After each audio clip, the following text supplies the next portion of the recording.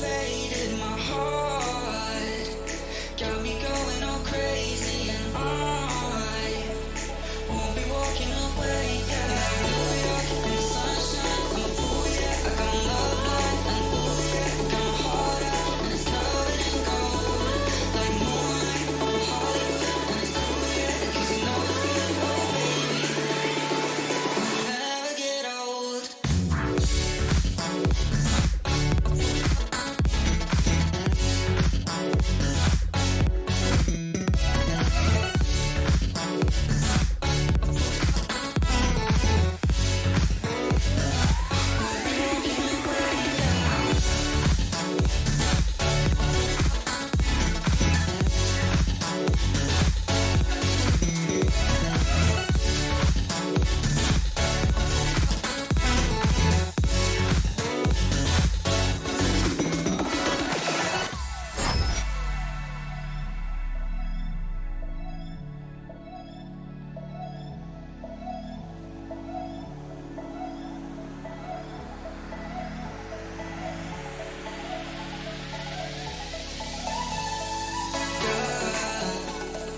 You got it going on, I'll be there in a heartbeat.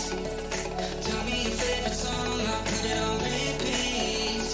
I could wait for you forever, through the storms and any weather.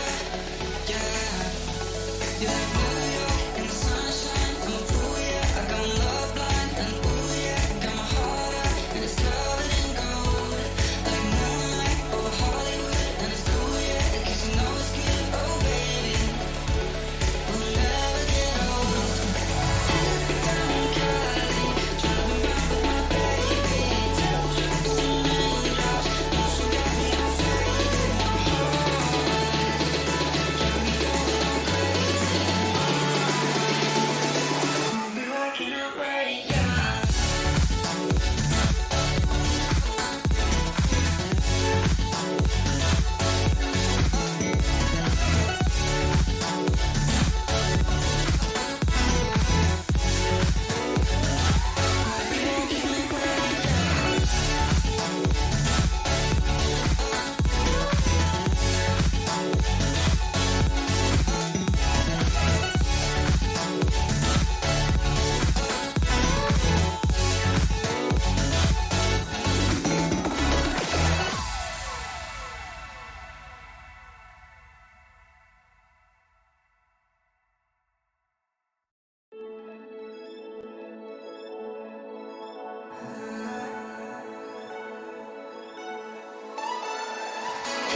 Down Cali, driving around with my baby, top drops and raindrops, motion got me all faded. My heart got me going all crazy, and I won't be walking away. Yeah, New York in the sunshine, I'm a fool. Yeah, I got my love blind, and ooh yeah, got my heart out, and it's covered in gold, like moonlight over Hollywood, and it's cool. Yeah, 'cause you know it's good, oh baby, we'll never get old.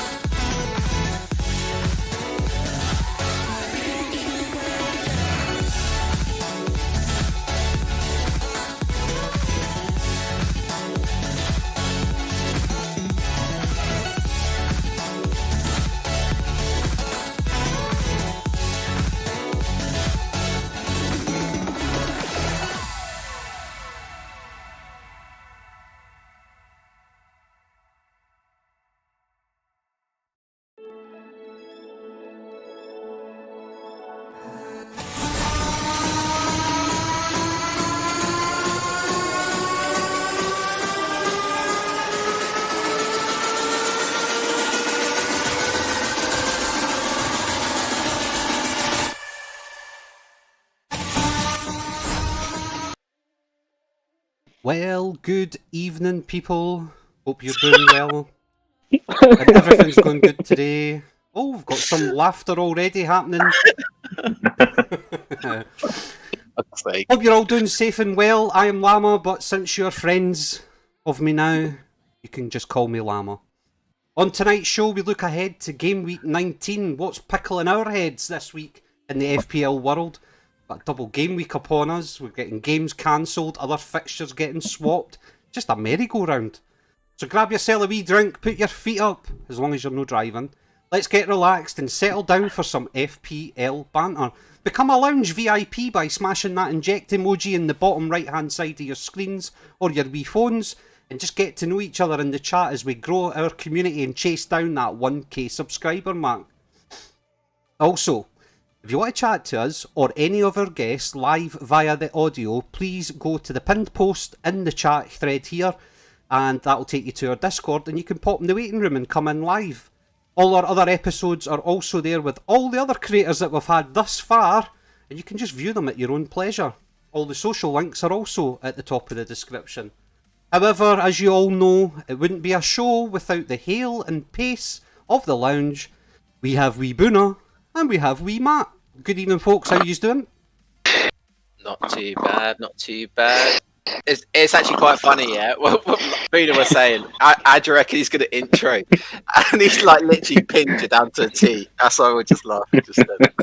These are a couple of pains in the arses. Do you Hello, know that? happy people. How are you today? Geez, we've got a squad in the chat already, though, folks.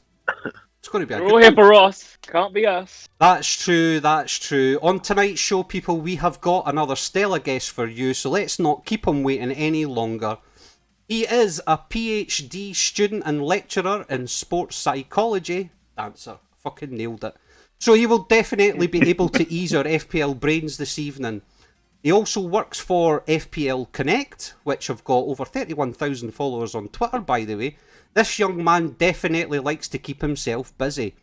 His approach to FPL is definitely something I know we're looking forward to hearing this evening, as this man likes to write lots of articles and threads on the psychological aspects of FPL. Fucking nailed it again.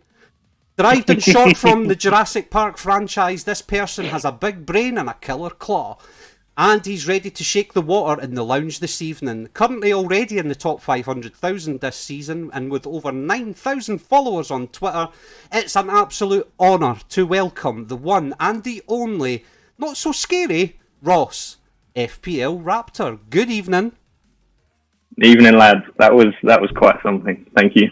That's all right. How you doing? You doing good?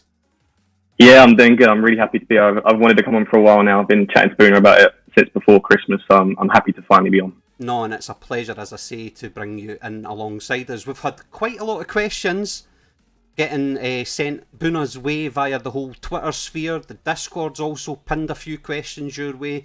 We've got a few that we like to ask ourselves. However, it's Matt's chat, so he'll be scanning the chat for any other questions that might pop in. Matt, Boona, do you want to say hello to a few folk before we crack on?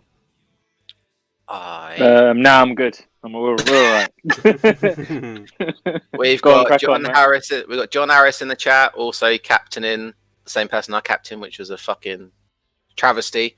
We've got FPL Raptor himself in the chat. We've got John. We've got Paulie, Bine, Infamous. We've got the whole crowd in. We got the one, the only Sam Pilley, the one that does Pillay, man. Put some respect Pillay. on his name. He the is one the that, king. the one that does the king stuff memist. for. Yeah, the one that does the memes for Boona, Oh. and he's soon to be doing them for Llama as well. We've got everyone in the chat. We've got a couple of new people as well. We got Craigo Will. We got Rupert Erskine. Mm-hmm. I don't think I've heard of him before, but welcome, welcome, welcome. It's also good to see that FPL Teddy Bear decided to arrive on time today. So that's really good, because he usually comes in as we're wrapping the stream up. So as I was saying, folks, just sit back, relax. If I fucking can't even say relax, but I think you and Matt, Matt both need the FPL teddy bear, don't you? You both need a hug after your Sterling player. Oh, come on now. We're looking forward to this stream. Don't go pinning us two down right off the bat. Let's get going, shall we? So, Ross, for those that may not know who you are, Who is FPL Raptor? What are you getting yourself up to out with of Twitter and all things FPL? So I'm quite new to the community, so a few of you might not know me, but I had this idea one night that I just wanted to get involved with the community, but I never knew how, so I was sort of lurking in the background for quite a long time. And yeah, it sounds a bit creepy, doesn't it? Lurking in the background, waiting for my moment to pounce like a proper raptor. And I just decided I want to get involved with the community. I could see how so many of the aspects that I studied during my bachelor's and my master's applied to FPL. Yep. And so I just got onto Twitter, made an alias, FPL Raptor, put out 1 or 2 threads, and the first couple of threads each got a few hundred likes. And I remember racking up to 500,000 followers quite quick, and I just thought, I absolutely love it. It's so fun writing to the community. It's so fun interacting with the community. And obviously that addiction of getting your followers up and interacting with more people, doing well and everyone liking it when you've like triple captained the best player. And it's sort of addictive, and I've loved every minute of it. But I mean, outside of FPL, I've just started my PhD in sports psychology. I won't get into too many technical details, but it's essentially looking at the role of virtual reality in skill acquisition. Okay. Can we use virtual reality to accelerate expertise? So when people are injured or the weather doesn't permit, can we use virtual reality in place of physical training? And it's looking at training cognitive perceptual skills, so things like eye tracking and search behaviours. So, and as part of that PhD, because it's been funded, I also lecture. So I lecture sports psychology about 7 or 8 times a week for bachelor students that are doing sports science. So basically a bit of a psychology nerd in my spare time in FPL, in my job. Superb. Yeah.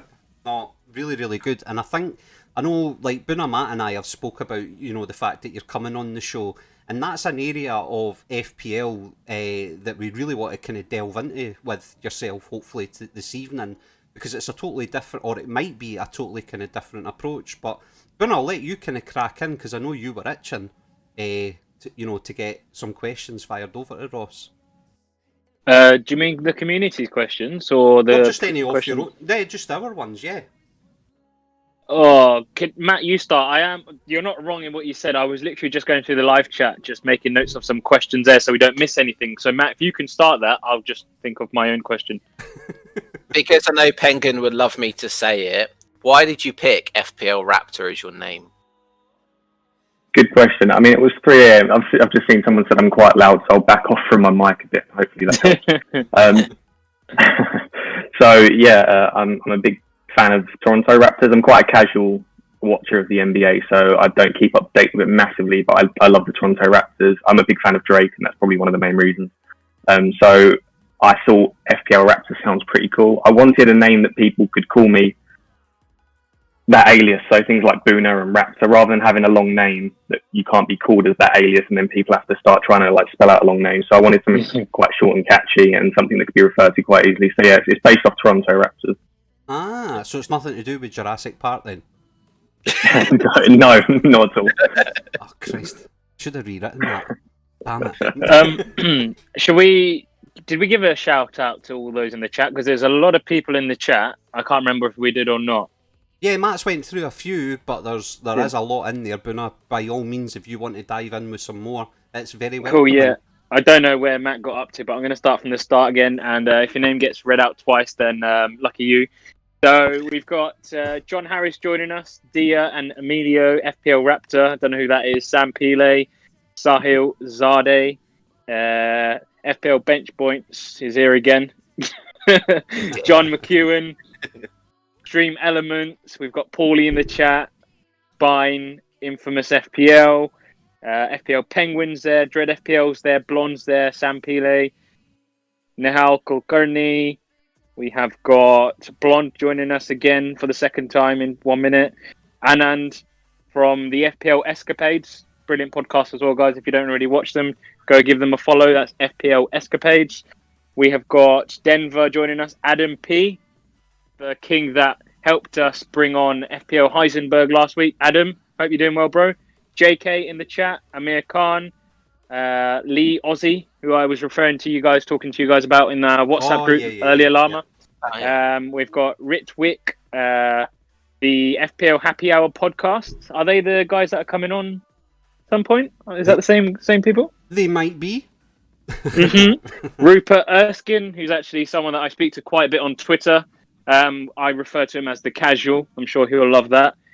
We've got Javier Moron, FPL Teddy Bear, Nasty Balls. A lot of people. We got a lot of people, and they're all here for Raptor. I know. Raptor, you are honoured, young man. You are honoured.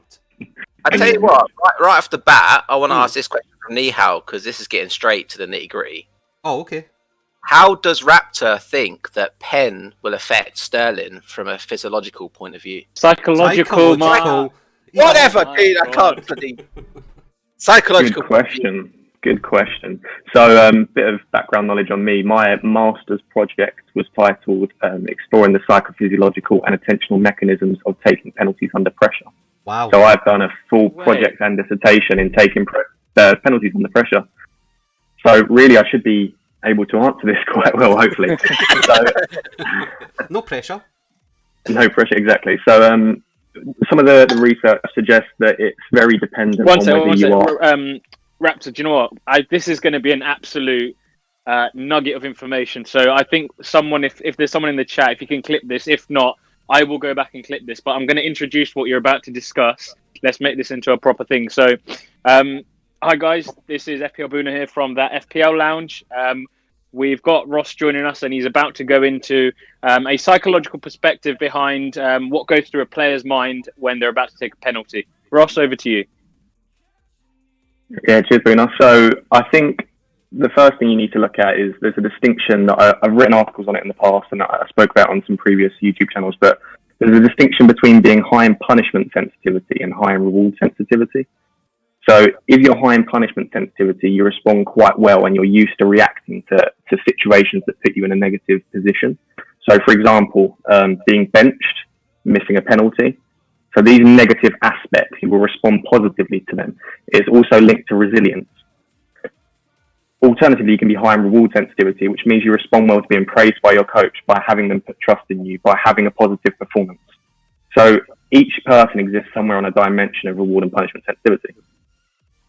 Previously, I've looked at some of the research in Raheem Sterling, and he is lacking a lot of resilience. So in every game after being benched by Pep last season, I think there was 4 games, the following game he blanked. So it suggests to me that he's not very high in punishment sensitivity. He doesn't respond well to negative situations and to being punished. That would suggest to me that he is going to be massively affected by that penalty miss, because psychologically speaking, he's not particularly resilient. But obviously, I can only assume that.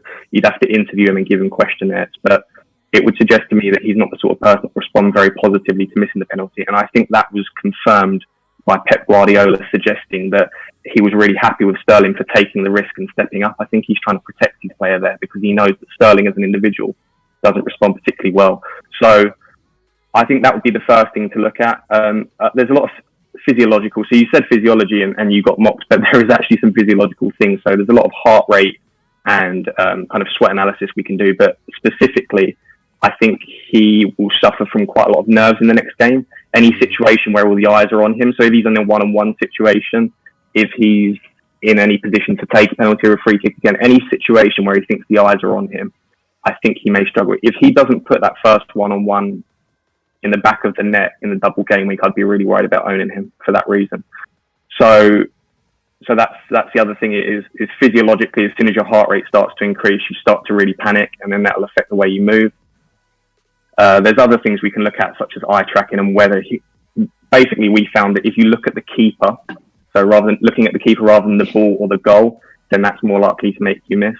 There's other things such as there's this, so they call it a negative fixation. So if you fixate on the keeper rather than fixating on the ball or the goal, then you're more likely to miss. There's also, if you fixate for too long on the keeper in your final fixation, which they call the quiet eye period, that's associated with negative performance. So realistically, what you'd ideally do when you step up for a penalty is you take your pulse, and this will sound quite strange. You'll think you don't do this, but a lot of professionals do, especially golfers. You take your pulse and you slow down your heart rate. Okay, and that's called biofeedback. So you take your pulse, slow down your heart rate, slow down your breathing. And once you've done that, you then make a positive fixation before you step up. So ideally, you'd slow down your heart rate. You'd then step up for the penalty, and your last fixation would be on the ball or on the goal and not on the keeper. There are some certain penalty takers which don't go with this rule. So Bruno Fernandes stares at the keeper quite a lot. Yeah. But that's just idiosyncrasy. So it's definitely interesting. But I mean, there's a lot we could do, but we'd have to interview Sterling, and we'd have to put an eye tracker on him, and we'd have to put a chest strap to measure his heart rate. But I'm sure we could sort that out. I was just about to say probably, that, Ross. yeah. I'm pretty sure we'll be able to get that sorted, and we'll get that done at some point in the next month or so, I think. Yeah, sorry, carry on there, Ross. No, not at all. But to go back to your question then, without going into too much detail, because I could talk about this for hours, I think it probably will negatively affect Sterling. However, if he steps up, because I'm saying he's high in punishment, high in reward sensitivity and not punishment, if in that first game against Villa, he steps up in the first 10 minutes and puts away a 1-on-1, it could be an incredible double game week for him. If he starts to struggle in those first 10 minutes, half an hour of that first game, I would be worried for him, because he's the sort of person that can go on very long runs playing poorly, because he just doesn't seem to me to be a highly resilient person. Wow. Mind blown. What an insight. Adam just comes in and just says, so do you reckon he maybe fixated on Rose Ed? I think you're right, in Scotland, that Llama. Maybe. But no, I mean, well, I know how it affected me anyway, and it affected Matt even worse because he'd captained him. But do you reckon that's probably part of the reason why Kevin De Bruyne gave the ball to Sterling? Because even as potentially within the actual team themselves, they probably thought, look, we need to give Sterling a bit of a confidence boost here, so let him take the penalty. But it may have a bit of a backlash now, potentially. That is absolutely true. I don't buy into the fact that he gave the penalty to Sterling because he was tired. But without going too much into detail, so I used to play professional football. I fully agree with the fact that you can struggle to take a penalty because you're tired. It's not only the physical strain, but also the mental strain of playing 90 minutes. Right. So I do think that is a possibility, but I think the genuine reason he gave it to Sterling was to boost his confidence. It's obviously gone in the complete opposite direction. Yeah, but I agree with Ojan in the chat, who said KDB just wanted the FPL assist, Ross. Probably, yeah, maybe. So when you said there about playing professional, that's what Rupert's asking there. Who's the best player that you've played alongside, and what team was it? So I joined Tottenham at the age, it was under 7s. So I signed Tottenham on a youth contract, under 7, and I left them in the under 15. So I played for them for 8 seasons. And the reason I left was because they do a thing called day release, where they try and take you out of your GCSEs one day a week. And for that day, you do a full day of training. You train 9 till 5. You do different sessions, core sessions, gym sessions. And I always loved my education, and I was quite injury prone at the time, and I was worried that I wouldn't make it as a professional footballer. And I thought, if I take a day out of GCSEs and my GCSEs suffer and then I'm dropped, then I will never be able to forgive myself. So I stopped enjoying football, to be honest, because it felt like a chore at that point, and I was very injury prone, and I made the decision at the age of 15, rather than being dropped, I thought I'll leave before I get dropped. So I left at the age of 15 to focus on my GCSEs. So I played for Tottenham just before I joined Tottenham. So for under 6s and the beginnings of under 7s, I played with Ainsley Maitland-Niles at Arsenal. Yep. And at Tottenham, I was basically best friends with Carl Walker-Peters. So that's the other one. And some other players. Harry Winks was in the year above me, but because he was young in his age group, when we went on tour in Belgium and the Netherlands, I think we stayed in a hotel room together, but I wasn't particularly great friends with him because he was in the year above me. So Harry Winks, Carl Walker-Peters and Ainsley are probably the 3 ones that you'd know in the Prem. Good so did Ainsley really kick his mum out of his... Okay, we won't talk about that. Anyway, Ainsley was a bit of a crazy guy, so I remember there was when we were 6, he stood on my head in a swimming pool underwater. Wow. Holy shit. Okay. Yeah, he's always... to it. That's not a lie. He's always been a bit crazy. So he's always he got sent off like 3 times during Sunday League, and I mean, no one gets sent off in Sunday League. You have to basically assault someone to do that. So I've known Ainsley a while, but he's an excellent footballer. So he used to be an out and out striker until the age of about 9 or 10. Then he dropped into midfield, and then he dropped back into defence. But he was an out and out goal scorer back in the day. But I don't know what happened because I left Arsenal. So I played for Arsenal for under 6s, and then I joined Tottenham under 7s. That's like my mate's wee boy, he's signed for Hearts, for example. Not that Hearts are a massive club or anything like that, but it's interesting that they seem slightly different in the sense that, so he's having to go through there every day, travelling and all the rest of it. But they're very good at setting him up education-wise and football-wise. Just on like what you're saying, just in case they don't actually make it at 15, 16, whenever the the other contract needs signed. But he's signed his papers, so he starts after the summary. They've improved a lot with that. Yeah, I mean, so I'm 23 now, and I left Tottenham when I was 15, so that was 8 years ago. Yeah. So you can imagine that in the 8 years since then, I mean, when I played for Tottenham, there was no sports psychologist at the club, which just seems crazy now. So for Man City, for example, have 15 sports psychologists. So to think that 8 years ago we didn't have a single one, and I could have really done with that. I could have done with speaking to someone about the injuries I was going through and about the fact that I was struggling, because they brought over a few foreign players that played in the same position as me. I remember there was a Bulgarian winger called Anthony, and he was very, very physical. And I could have done with speaking to a sports psychologist about that, and just about that competition and how to be resilient.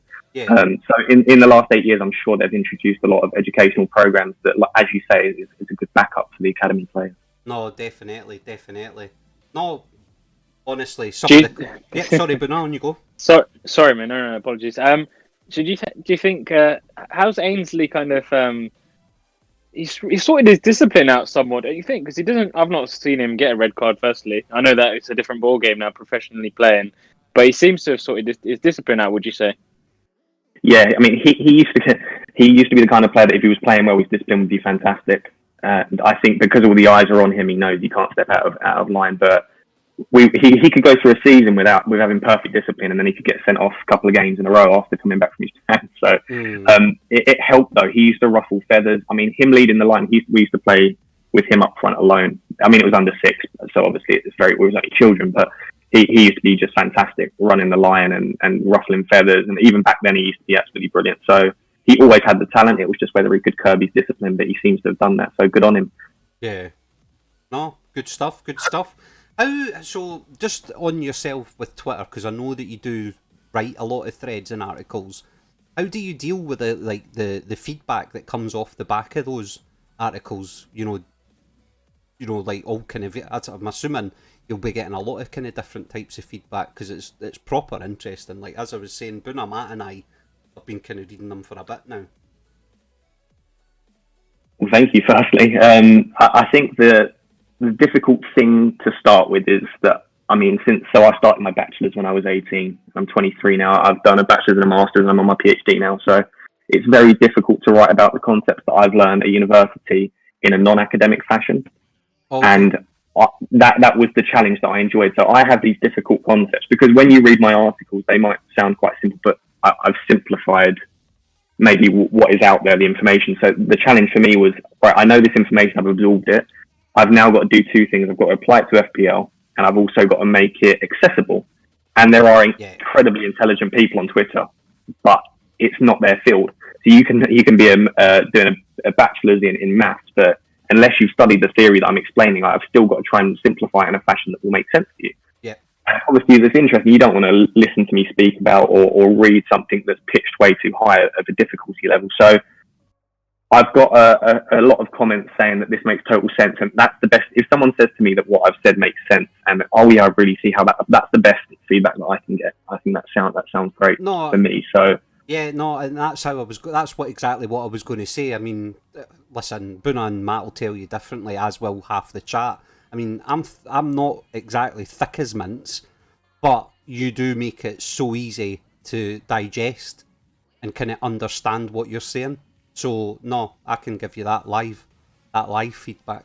I appreciate that. Yeah, I just think you can probably tell already. I'm so passionate about psychology, because there's nothing more interesting. Just a little bit, I think.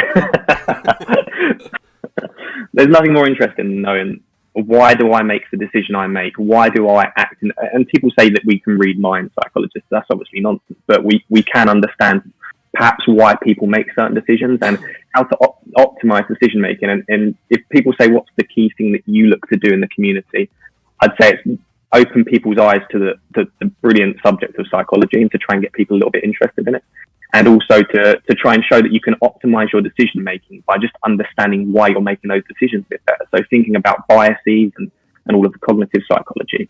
understanding why I'm making a decision will help you make a better version of that decision. So that's sort of what I like to do. So if anyone says that they either find it interesting, find it easy to read, or they can apply it themselves, I think that's a massive compliment for me. Oh, definitely. Matt, Boona, that probably leads us nicely into that next question that we usually ask. Or you just want to ask it, or Matt, on you go. I was going to say Boona ask it. Boona's not asked it yet. All right. On you go, Paul. Yeah.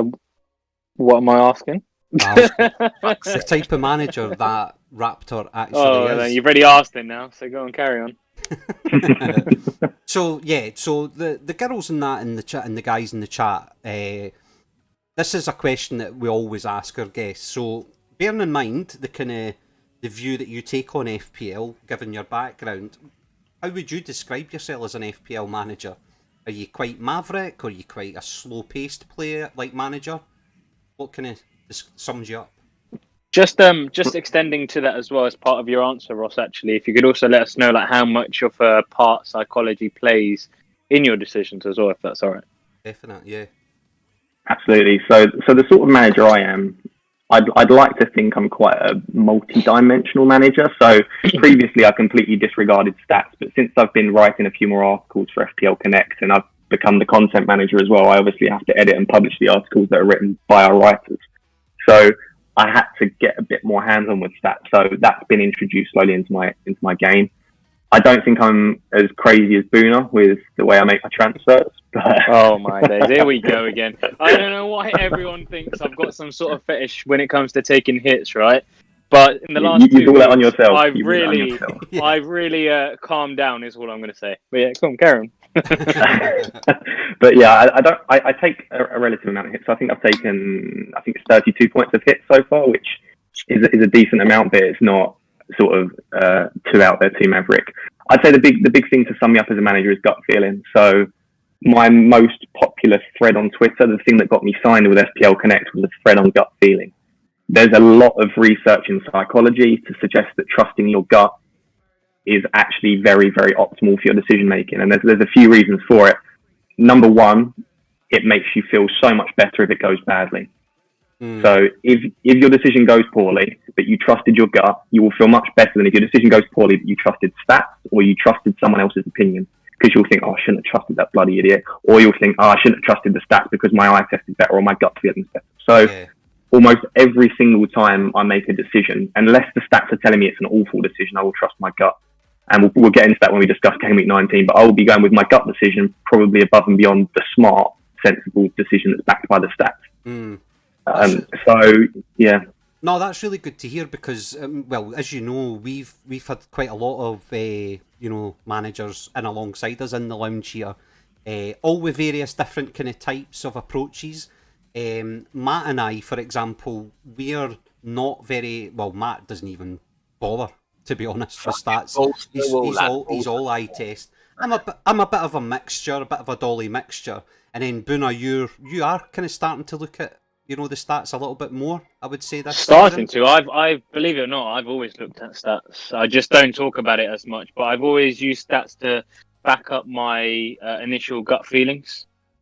Yes. Yeah, that's a good way to do it. Yeah, and that's like G Wiz, who is a good friend of ours as well. That's where his kind of slogan came from. Hashtag play your own game, and a lot of it does come down to that gut instinct, as you say.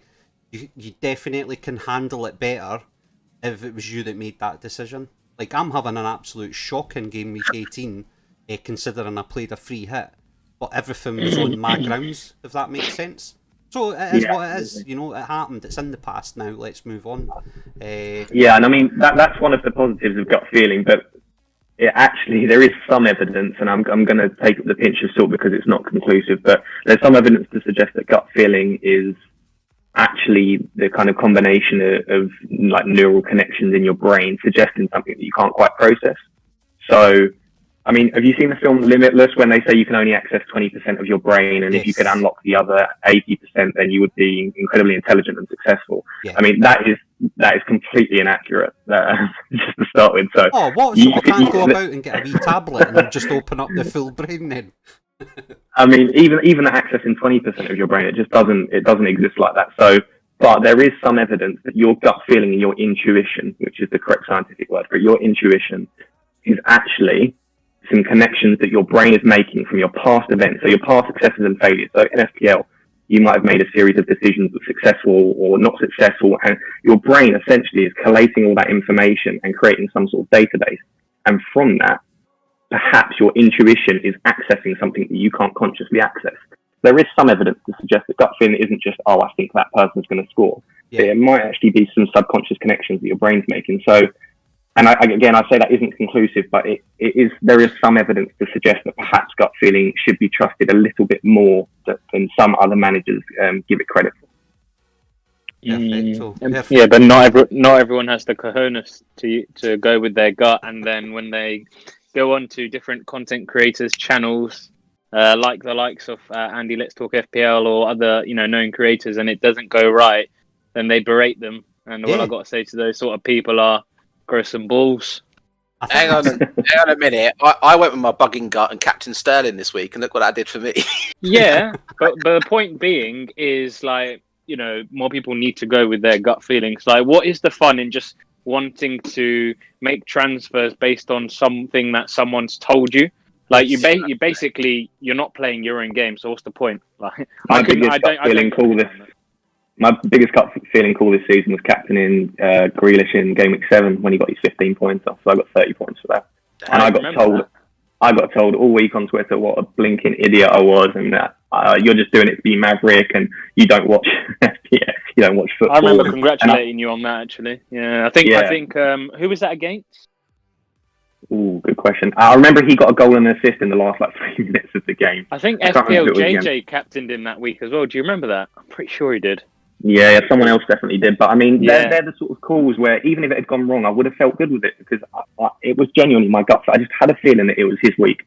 And I think sometimes that should be the way we play the game. Yeah, I personally think it's much more satisfying getting something perfectly correct when it's a gut feeling, rather than you spent 6 hours looking at the stats and that's what it tells you. That's my personal opinion. It just feels so much better. So that tends to be the way that I behave in FPL. Well, there was slightly diverting the topic. Sorry to speak over the Llama. You, Karen, actually, you were going to say something about that same topic, were you? Yeah, well, all I was going to say was that, like, in my opinion, Ross, and you can correct me here if I'm wrong, but a prime example, and Matt was saying that I was doing like hundreds of free hit teams, etc. There was only literally half a dozen. But ultimately, the first one that I put together, and then I had, say, half a dozen in between, the one that I actually went with was the exact same one that I started with. And that was me. Do you know what I mean? Okay. So I was like watching video, doing what a lot of people do, just to gain people's opinion on whether it's Twitter or content creators, etc. But ultimately, I got back to the same place I started in. So I thought, well, there must be something in that, because I chopped and changed players about 6 times in between. So there's so that could be gut feeling. So there's two concepts. I'm not going to talk for too long about psychology, so stop me if I go on. No, please do. It's fascinating, mate. Honestly, take your time. So you say you went back to the first draft. So there's 2 potential psychological phenomena that will help explain that. So the first one is called anchoring bias. So when we're looking at lots of information, as we are in FPL, we've got lots of formats to kind of digest content, etc. We often anchor to the first idea that we see or the first draft that we make. So, for example, you created your first draft, and then you've created loads after, and then you've gone through them all. When you're unsure, quite often what you would do is you'll just go for the first one. It's also sometimes called the default effect, but it's probably more accurately represented by anchoring bias. So that's potentially one reason, as well as your gut feeling, why you maybe return to that first draft. And then the other one is quite possibly one of the sort of biggest psychological phenomena you'll hear about in psychology. So if you ever speak to a psychologist, they will definitely know this. It's called the primacy recency effect. Have you heard about it? No. Okay, so essentially the original experiment suggested that when you're read a list of information, or you view a list, so imagine a shopping list. If I was to read you a list of 12 items, you would not remember any of the middle ones, and you would quite easily remember the first 2 and the last 2, or the first 3 and the last 3. Yep.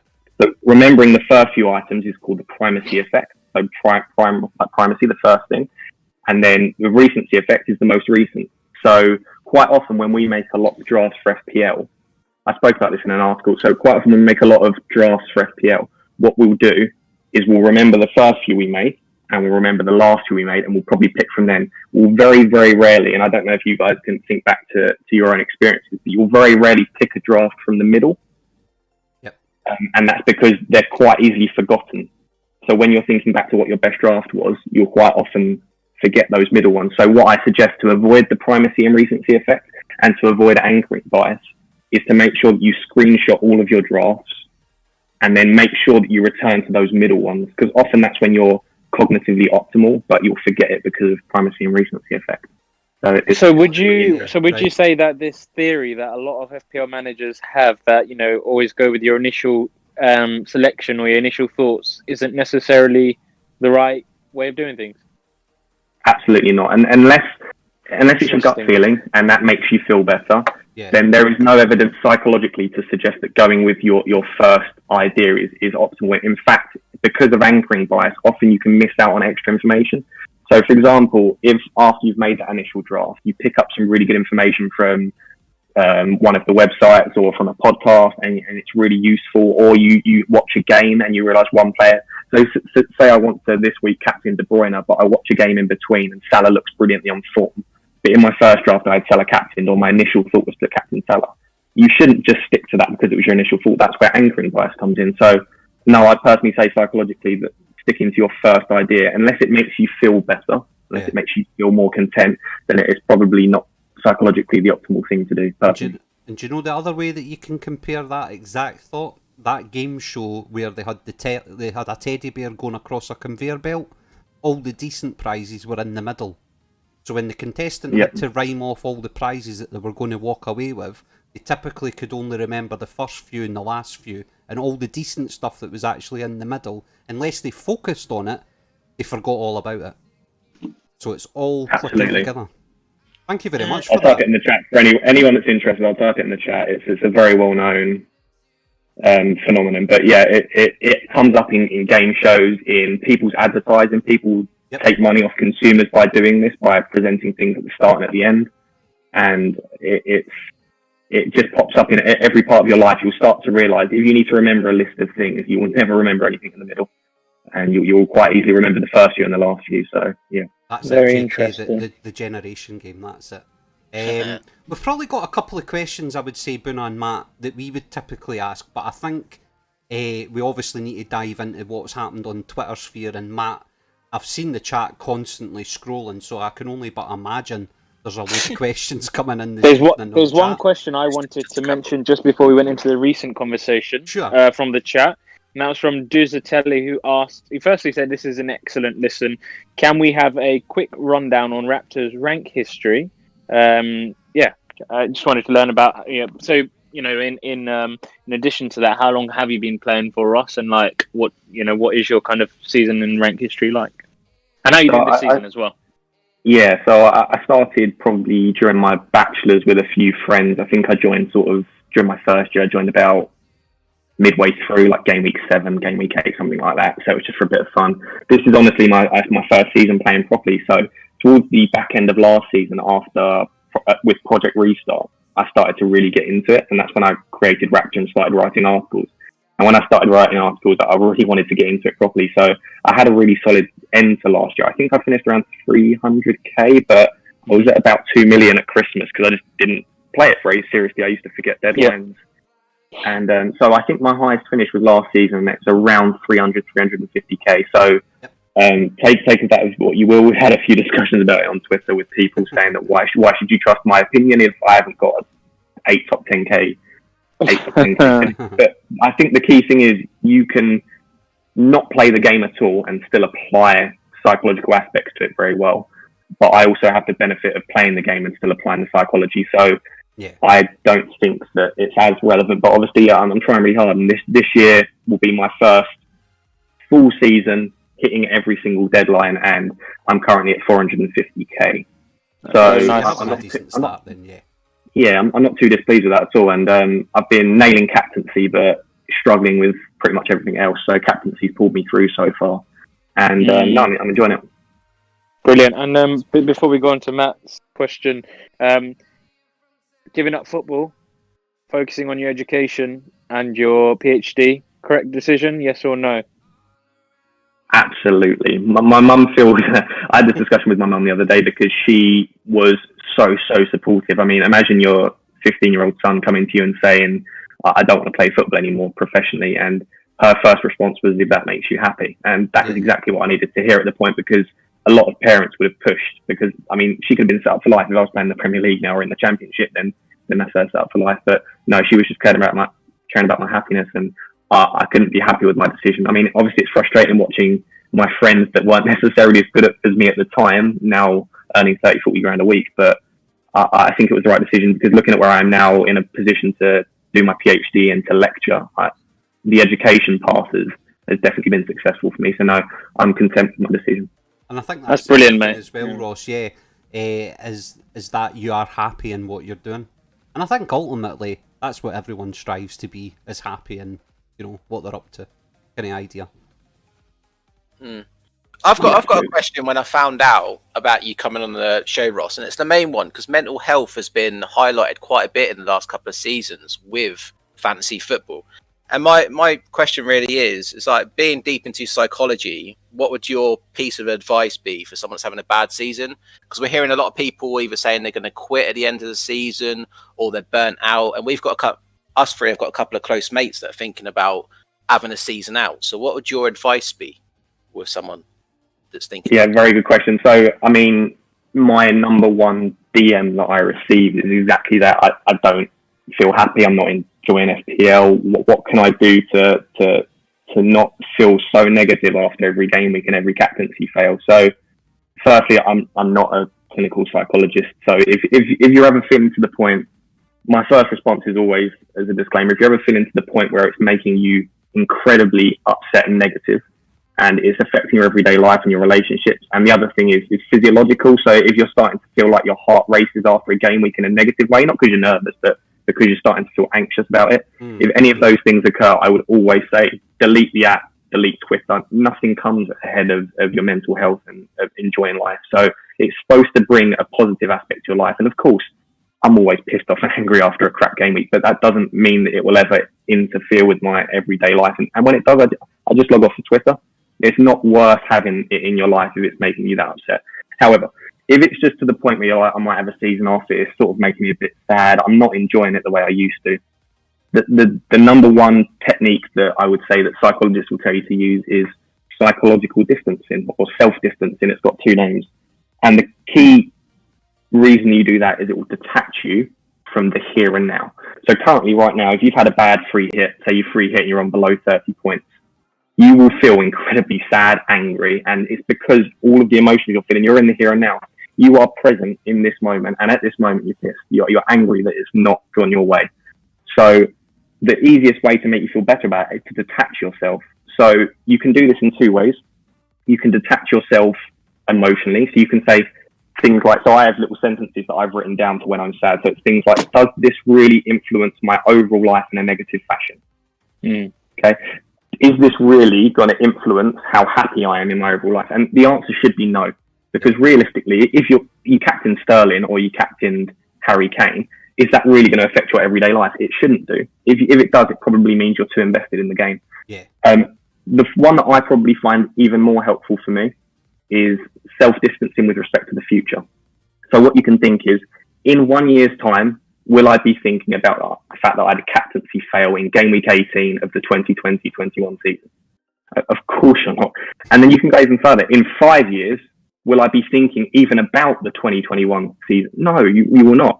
So what that does for me, and I mean, it won't be helpful for everyone, but what that does for me is it just makes me realise, you know what? Yeah, it feels quite crap now, but it isn't that bad. And in a few years' time, I won't even remember this game week. I guarantee if you ask someone about a game week 3 years ago, they won't even remember what team they had, who they captained. And that makes me feel better, because I think, you know what, it might feel negative now, but in the future, I won't even remember about it. So self-distancing / psychological distancing, and writing down a few statements for yourself. You can write down, Boona could write down for himself, will it make me upset if I have a captaincy fail in game week 18, or in 2 years' time, will I remember? And I think that's helpful for me. No, definitely, and thank you very much for that excellent question, Matt, from yourself. what we'll do is I'll ask the final question that we ask all our guests, and then Buna and Matt will dive in, Ross, into the questions that have been pouring in, which they have been pouring in via the live chat, and also what we've had over on Twitter. So I now need to put you into that kind of state of mind now, Ross. So I hope you're just chilling out and relaxing. Of course. It's the final seconds of a Champions League final, and you're through on goal 1-on-1 with the goalkeeper. You're about to lace the ball with your boots. However, out the corner of your eye, you see your strike partner. Now you know that if you pass to him, surely he's not going to miss because he's got an open goal. It's you that's 1-on-1 with the keeper. However, Ross, it's you that's got the ball at your feet. What are you doing? Are you smashing it or are you passing it? Every single day of the week, I'd square that. Hey. I got one right! I finally got one right! Me too. Thank God for that. Cheers, Ross. So many different ways people have answered that, and it's Buna's never had any right hardly, and in the last 2 weeks she's got them right.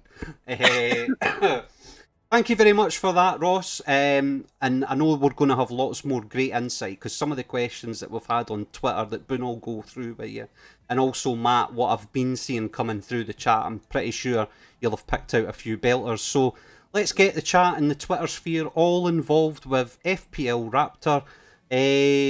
Buna, do you want to just start off then with some of the Twitter stuff? Yeah, I mean, FPL Defender can see into the future because he's asking FPL Raptor, who are you triple captaining in game week 26? Oh, I mean, I don't even know what the double is at this point, but my thought process behind why people are asking why I'm not I'm not using the triple captainship in game week 19 is that there's a very good chance that Tottenham get a good double game week in the future with the amount of games they're having rearranged. My belief is that for a triple captain, I'd want to be completely certain that the player plays in both games. And for that to happen, I'd want to captain someone like Son and Kane, who I think are pretty much, even with European competition, I think they're pretty much undroppable in the league. So my hope is that in game week 26 or in a future game week in maybe 37 or 38, whenever we get the final few double game weeks, I'm hoping that Tottenham has a tasty one, and I'd probably go for Harry Kane.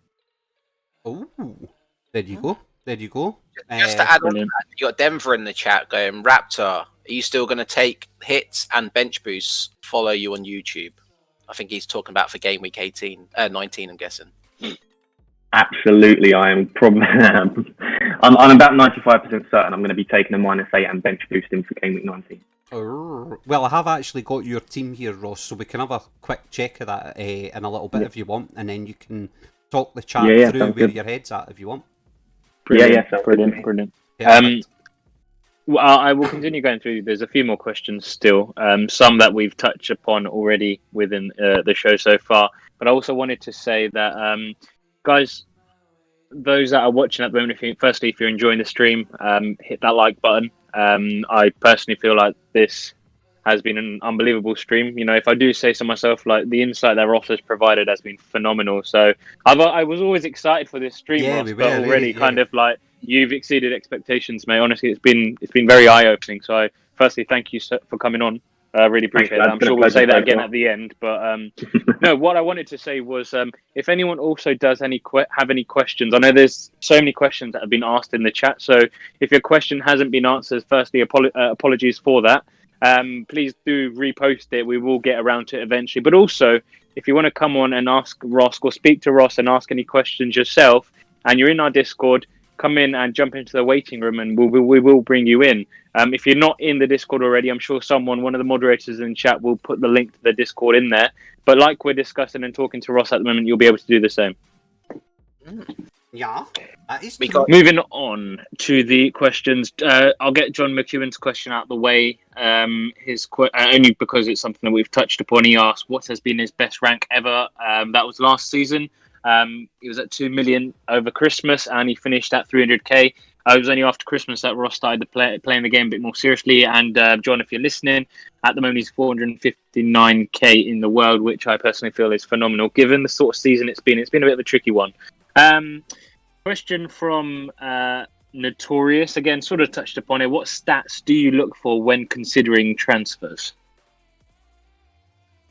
Brilliant question. So, as I said, I've only just started getting into stats, but I try to keep it as simple as possible. So, for defenders, I'm looking at expected assists, and I'm looking at, well, it depends. If it's a centre back, obviously it'll be expected goals, but if I'm aiming for a fullback, it will be expected assists, and it will be expected goals conceded for that team.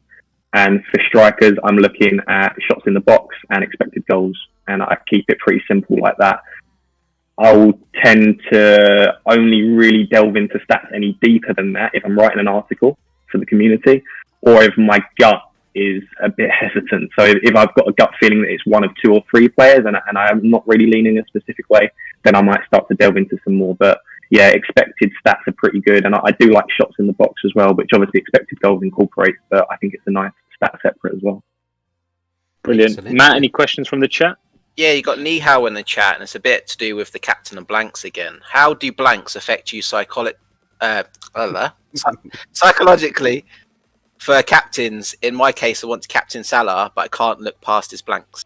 Also, Ross, how is Matt mispronouncing psychologically? I'm special, dude. How I'm has that special, okay? pronunciation affected his mindset, Ross? Just want to understand. I want to get You're doing a great job, Matt. profile on you after this stream. You're doing a great job, Matt. Don't worry. Yeah. So the question from me, so I personally try to avoid. So I made this statement. I had a few people trying to argue with it previously, but previous blanks shouldn't really affect the player coming into the game unless there's someone that's high in reward sensitivity and low in punishment sensitivity. So if they're previously known as someone that's not very resilient and tends to go on bad streaks, then I would absolutely stay away if they're on a blank. So someone like Sterling, who's known to go on these long streaks where he struggles, I'd probably wait until he bangs and then maybe jump on, because then he tends to go on a nice run. Someone like Salah, I wouldn't be looking at his past blanks and thinking, oh, that's not good, because he's just got too much quality, and psychologically, he's a very resilient player. The reason he doesn't blank continuously isn't just due to his quality, because you can see some quality strikers that will blank 5-6 games in a row. It just doesn't happen with Salah. He's got, clearly, his head screwed on right. So I would look at each player individually. I would look at the past, whether they appear to be quite resilient. I would look at interviews from the manager about their statements about that player. But in particular, I've looked at Salah before for an article. I wouldn't worry about his previous blanks if you're looking to captain him in double game week 19. No, nice one. Anderson actually asked that kind of similar question, Matt, earlier in the chat, didn't he? The psychology. What's the psychology going to be like for Mo Salah in the double game week? And you've kind of answered that there. Don't look at his past, so to speak, and look at the type of player that he actually is. He's so resilient, especially when he gets criticism from the press or he has a bad game. You can see that those first 10 minutes when he steps on the pitch after a bad game. Yes. I don't know if you guys notice it, but he's raring to go. Well, he loves to prove a point. So. Yeah, exactly. I mean, you look at even a few weeks ago when he was on the bench, came on with, 20-25 minutes left? Ended up with a goal. I think it was maybe a goal and 2 assists, or 2 goals and an assist, something daft. JK's got one here, Matt. I don't know if you saw this one or it's been going that fast. I've not got that far out yet. But what he was saying there was he was wondering what your thoughts might be on planning ahead, especially when we've got the current climate with Blovid, etc., causing chaos. Now we've even had a hint of snow, and you know what it's like in Britain when the snow hits. So some folk are trying to plan 3-4 weeks, game weeks ahead. What's your kind of advice on that, or do you just kind of treat it as a kind of week by week type basis, and try not to maybe plan? I don't know. What do you think?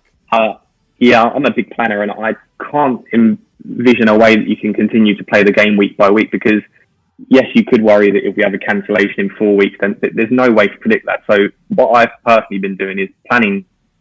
I tend to plan kind of 4 or 5 weeks. I wouldn't ever do more than that, but 4 or 5 weeks in advance. And if I'm hit with a postponement, or if I'm hit with an injury or weather condition, then you deal with that. But there's no point trying to consider that when planning. And I don't believe there's any point in just not planning at all because you're worried that something might happen. Because say that we don't get any big COVID outbreaks in the Premier League for the next 4 weeks, then you're going to feel a bit silly for not planning. So I'd personally continue to plan and just fingers crossed that nothing goes wrong. Yeah, no, that's fair shout. Thank you. Here, Adam's got a bloody good question in chat, and it's the most obvious question that none of us. I noted it down. It's a brilliant question. And it was, I wonder what you think the absence of fans is doing to footballers and performances. Oh, Ross. Such an obvious question, but no one thought about it. I hope you took a big slug of your pint there before you go into answering this one. Massively. You couldn't believe the psychological impact of having fans there and not. And I personally think it is probably larger at a team level, but there are certain individuals. And I mean, I was going to put a bet out there for next season. If he continues his form this season with Bamford, I just feel like I look at the sort of individual that Bamford is, and even just his face expressions in the game and the way he speaks in the press, I think he would massively struggle with a big crowd at Ellen Road if he starts missing a few of those sitters. And you just got to think the pressure isn't on there. When you're stepping in a one-on-one, it's like a training session. If any of you play football yourself, there is nothing about a match without fans that's exciting, and there's no pressure. I know people are watching you on television, and it comes back to that kind of idea of punishment and reward sensitivity. So if you're low in punishment sensitivity, then obviously you're not worried about what's going to happen to you, and so that's the big thing in psychology at the moment, is just reward versus punishment sensitivity. So the players that are high in reward sensitivity will probably respond well to playing at home, and they'll probably respond poorly to playing away from home if there are fans in the stadium. This was my first thread on Twitter, was about the home and away advantage and whether that's dissipated. So I think personally it will affect people more at a team level. So teams will struggle to play at home, whereas they previously would have been playing quite well at home because they're used to that support. There's actually quite a big psychological study which showed that significantly less referee decisions are given away from home to at home. So, and that is due to the pressure of the fans. So, I mean, there's a lot going on, but I think that the players that miss a lot of chances in front of goal or are prone to making mistakes aren't being punished in the same fashion that they would be. Okay. So players like Callum Wilson, who's pretty clinical, Jamie Vardy, they're the sort of players that they just aren't affected by the fans because they tend to take their chances. If we're looking at attackers in specific, but people like, imagine Timo Werner with the Chelsea fans on his back for missing all of those sitters. Yeah. It would only kind of make them feel even worse. So I think players like Bamford, with those really high XGs that are missing sitters on a regular basis, if there were fans in the stadium, I think they might be struggling.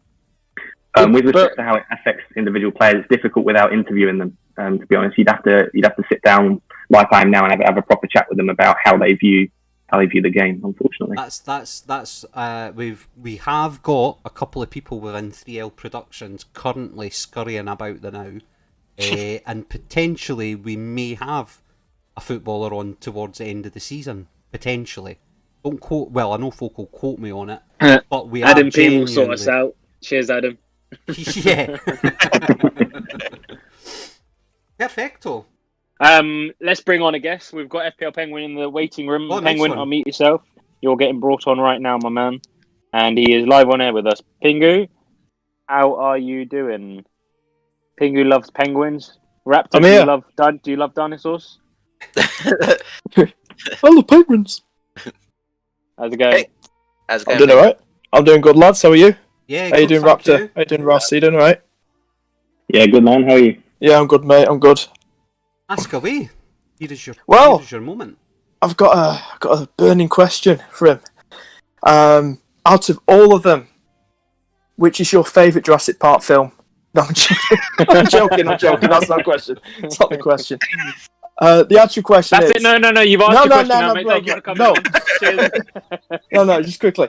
Out of all the chips, Ross, like the triple, the bench boost, the free hits, in order, which are your favourites from 1 to 3? You know, starting with number 1, which is your favourite chip to use? Oh, nice one. Favourite chips to use? Good question. My favourite chip easily is bench boost, because I tend to always use it on the double, and I just like the fact that there's an extra at least kind of 5, 6 games, potentially up to 8 games to watch. And I love that. So bench boost is my favourite. I'd say in terms of favourite, probably then triple captain, and lastly free hit, because free hit always seems to go terribly wrong for me. So But it would completely change. So in terms of what I think are the most effective chips, I think if you can play them right, it's probably free hit followed by bench boost followed by triple captain. But my favourite is definitely bench boost. Nice. Thank you very much for that, and thanks very much for that question, Pingu. Pingu, Yeah, you got good Paulie question. in the chat not happy with you, Pingu. Oh yeah, Paulie's not He happy. stole his question. He's playing block capitals as well. You've got John Harris in the chat, which is a very good moderator of ours. I'm guilty, and especially this season, of overthinking my decisions. Does this have negative impact on regards to your mental fatigue?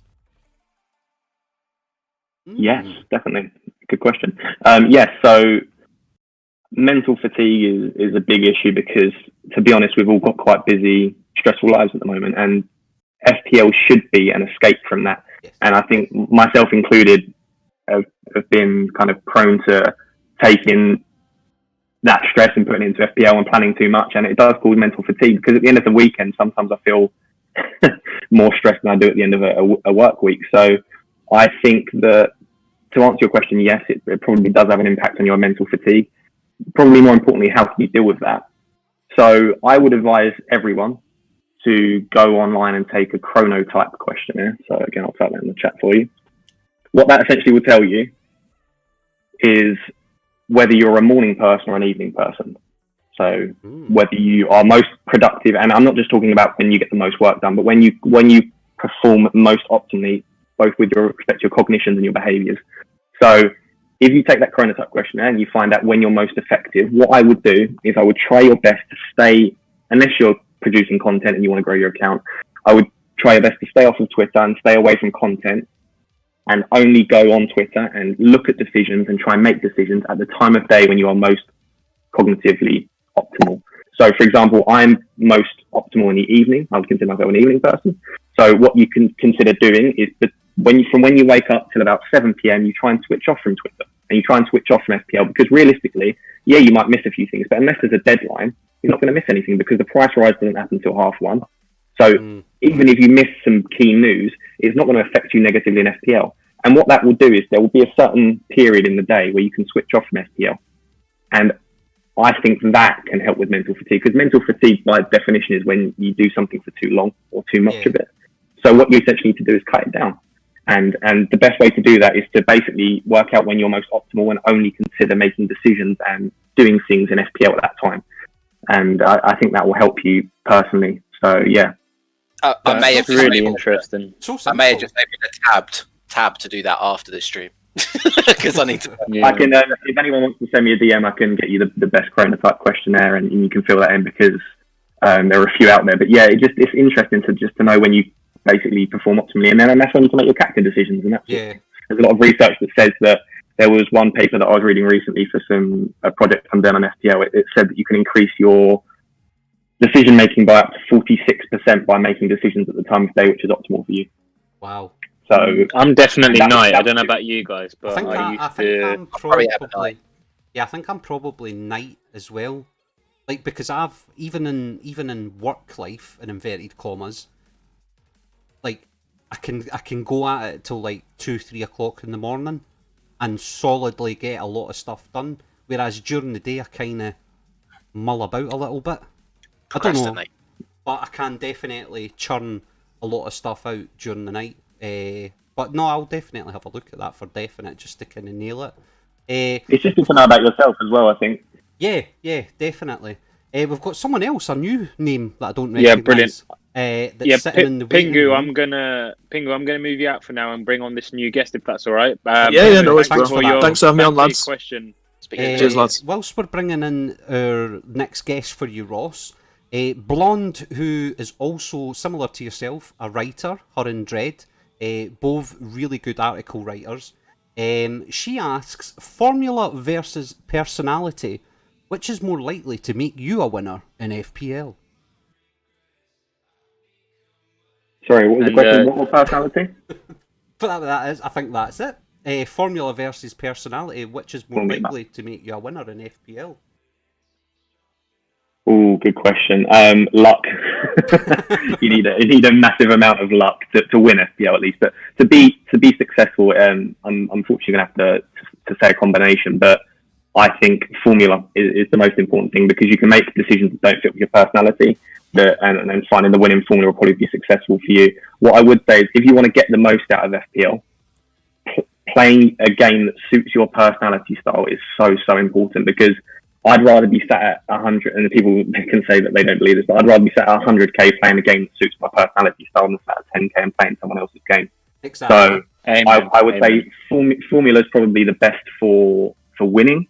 I would say formula is the most important, but if you want to enjoy the game the most and get the most out of it and make it an experience that you won't forget, I would say personality trumps formula. No, thank you very much for that. And as Boona said, amen to that, because I am of the exact same opinion. So who's got this guest that we've got in, pal? I have no idea. We've got a not to be rude, Dalmaster. Thank you for joining us. Don't think we've spoken before, but are you there? Yeah, we've spoken in Twitter actually. Oh, there you Really? go. Oh, there you go. What's your handle on Twitter? It's the same. Nice. Oh, Dalmaster. Boona, you fraud. You're too big. You're too big to remember. No, me. I am just your ordinary guy, bro. I'm your ordinary guy. But thank you for joining us. How are you doing? I'm from India and I'm doing fine. Good stuff. What's your question for Ross, FPL Raptor? Yeah, my question is, like, there are a lot of teams which have missed a lot of games. Like it is Fulham, Man City. Like they have missed a bunch of games, right? Yep. So like there could be a lot of double game weeks for them. So like, should we target like Fulham and Man City and Aston Villa, knowing that they will get double game weeks in the future? Yeah, good question. So I think so far there's 26 is the only guaranteed double game week as far as I know. But from basically following Ben Crellin for my life on Twitter, he's absolutely brilliant. It sounds like we could potentially have 3 double game weeks, and potentially if the postponements carry on, there could be some triples or quadruple game weeks. Personally, we don't know when that will happen, and it doesn't look like any are going to be rearranged for now, at least between 20 and 25. So what I would say is, if you've got Aston Villa, Fulham, City players, and you are worried about them possibly getting a double, I'd probably hang on to them unless they're in really bad form. But I wouldn't be bringing in players from teams that have had postponements in the hope that they have a double soon, because it could be that they move a load of them to 37 and 38 and just try and extend the season slightly before the Euros. So my advice would be hold if you've got them, but probably don't focus on bringing in players from those teams. Okay, so just do not rely on that strategy too much. That's what you're saying, right? Yeah, exactly. Don't rely on the strategy, but if you have a few Aston Villa players, then I'd probably keep them, because they've got good fixtures anyway, and they've also got the chance of maybe having some doubles in the near future. Okay, and just one last question. Should I, like, I have already done Calvert-Lewin to Antonio. I don't know if that will pay off. Should I do a -4 for Alioski to John Stones? Without looking at your team, that's a tough choice, but I think John Stones is playing in the better defence, and he's got 2 fixtures, and they've got Sheffield, Burnley, and West Brom immediately after the double, so that's a no-brainer for me. Even with the -4, right? Even with easily with the -4, just because he's playing the better defence and he's got better fixtures coming up. Don't fear the hit. Don't fear the hits, Downmaster. People will tell you that hits are bad. No. I have taken a lot of inspiration from Pune. Oh no! Has it paid off? Not really. Oh no! Boona, what have you Get done? out of here. Mate, you need But to come in maybe here on a now. weekly basis. Yeah, I'll try to join. Sorry. No, brilliant. Thank you very much, Downmaster, for popping in. Thank you for having me. Don't be a stranger. You know, the doors are always open here at that FPL Lounge, so you, I'll alongside be anyone here. else, can pop in for a wee chat at any time. Thank you very Another much. one of those lines, Actually, isn't this is it? my first season, so I'm just having a lot of fun, you know. Exactly, that's Good. it. Have fun, and as Ross was saying, as long as you're enjoying yourself, ultimately that is the main point. You know, it's a game at the end of the day. So no, that's perfect. What I was going to do, just quickly, is I was going to bring up we had one Rate My Team, Ross. Well, we had a lot actually, Rate My Teams, but we thought we would just pick one, and then we'll move into what your kind of plans are for the double game week. Because I know there's a lot of people getting over the free hits that they might have played in game week 18, and now they're half stressing about what to do for the double. It'll be interesting to kind of get your take on it.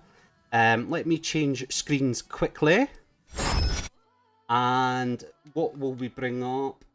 Sam, I think it is. So this is Sam's team. Hopefully, not the best image that I got sent, but let's try our best. So Sam's basically, I think he's asking us and yourself, Ross, what would you do with that team, or would you leave it as it is?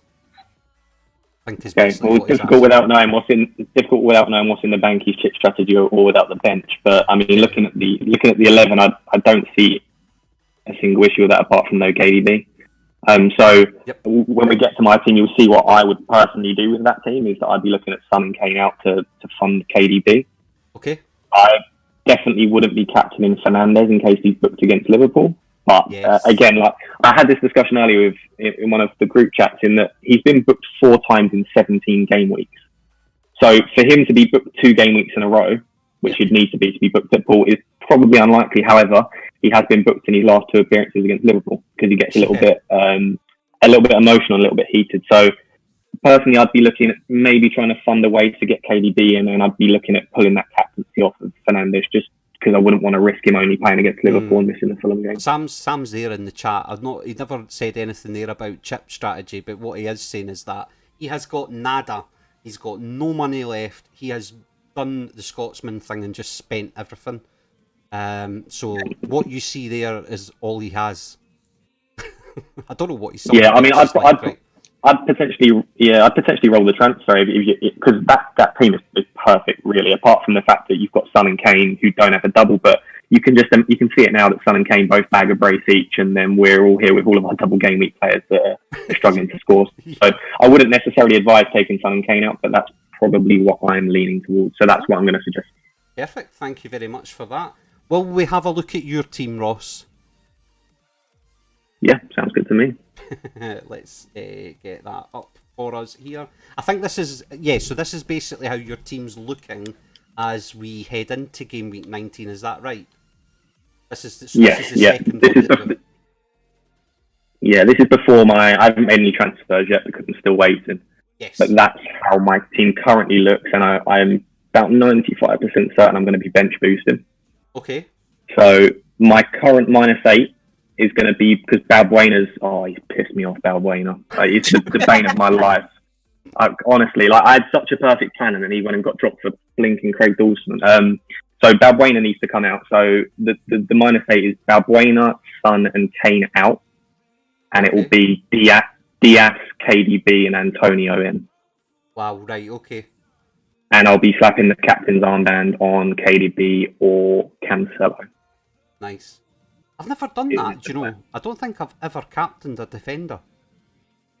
Ever. Yeah, I just think they've got at least 1 clean sheet there, and if he doesn't get an assist soon, I'll be incredibly shocked, and maybe a goal. So I'll probably end up going with the safe KDB, and I'll probably vice captain Antonio just to put it on a different set of games, just in case Man City have an outbreak. But that's the -8 I'm considering. Alternatively, I could keep Kane and Son and potentially just move Balbuena on for a new car. I've only got 0.1 million in the bank, so it'd have to be a £4.5 million or less defender, and then I could still bench boost. So I could potentially leave it as it is and just do my free transfer of Balbuena out for another defender. Okay. But I want KDB from game week 20. He's got 3 incredible fixtures, and I want another Man City defender for that same reason. I can see them keeping 3 clean sheets against Sheffield United, Burnley, and West Brom. Yeah. So if I want Diaz and KDB from game week 20 anyway, I'm pretty tempted to just take the hits and get them in now because they've got such good fixtures as well. So yeah, that's what I'm leaning towards, getting Kane, Son, and Balbuena out for Diaz, Antonio, and KDB. Interesting. What do you think of that? And then it will be the bench boost in play. Perfect. What do you think of that, Bruno and Matt? Would you be going that road?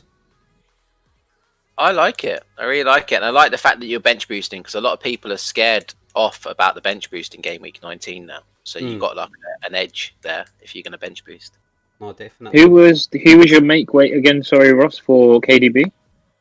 It's Balbuena, Son, and Kane out for Diaz, KDB, and then I'm saying Antonio currently. I think I'll have up to 8 million for basically any forward to replace Kane, but it's between Antonio and Watkins. I think my plan is going to be Antonio for the double, and then Antonio out for Watkins in game week 20 because I prefer to have Watkins long term. Yep. Good move. Yeah. I'm not a massive fan of taking. Well, ironically, I'm not a massive fan of taking. I love hits, but I'm not a massive fan of when you're bench boosting starting on a deficit, because it's almost as if like you're paying back 8 points to the bank. Do you know what I mean? But Yeah, definitely. the players should repay you comfortably. So Can I be really cheeky here? Yeah.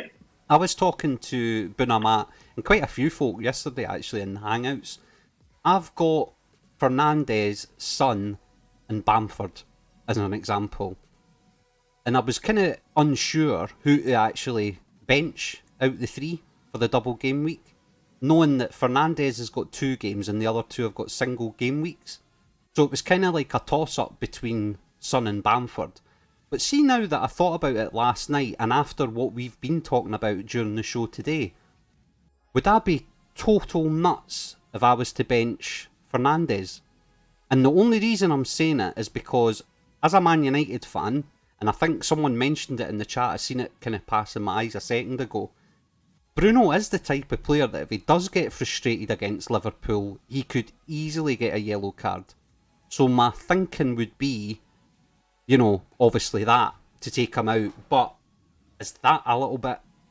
Is that just overthinking it and just do the right thing and bench Bamford and put Son in against Sheffield? Love, you've been overthinking this for about a week now. Yeah, it's tough because I know someone that's just taken Fernandez out for Sterling for that reason. They think Sterling has higher haul potential, and they do think that Fernandez will be booked in the Liverpool game.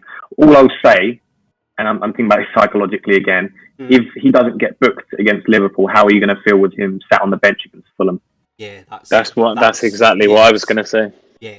And I would feel, especially because I'm a United fan as well, if I had to watch Man United play Fulham and Fernandez was on my bench, I think I'd throw up. So I would be avoiding that. But I don't think it's a bad idea. It's not for me personally. Yeah, I think like what I was saying before, I've kind of went back to where I started. And it's It was I think Bamford's the one to bench there for me. Yeah. No. See, I said we were having a good debate about this last night. A couple of people said Bamford, and a couple of people said Son. I was Son, because I reckon Bamford at Brighton is better than Son at Sheffield.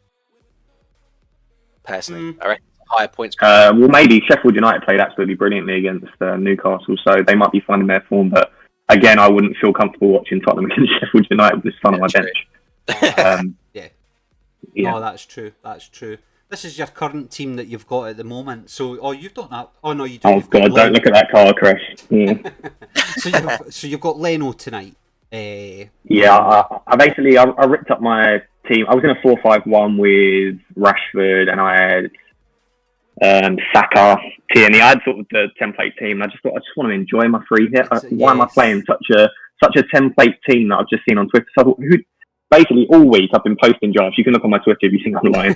I've been saying that I'm going to either go double Sheffield United or triple Sheffield United defence, because I was certainly going to keep a clean sheet against Newcastle. Right. I backed out of that because I thought actually I could see it being 1-0 Newcastle, so I put Fernandez in instead of I had Ampadu and Egan.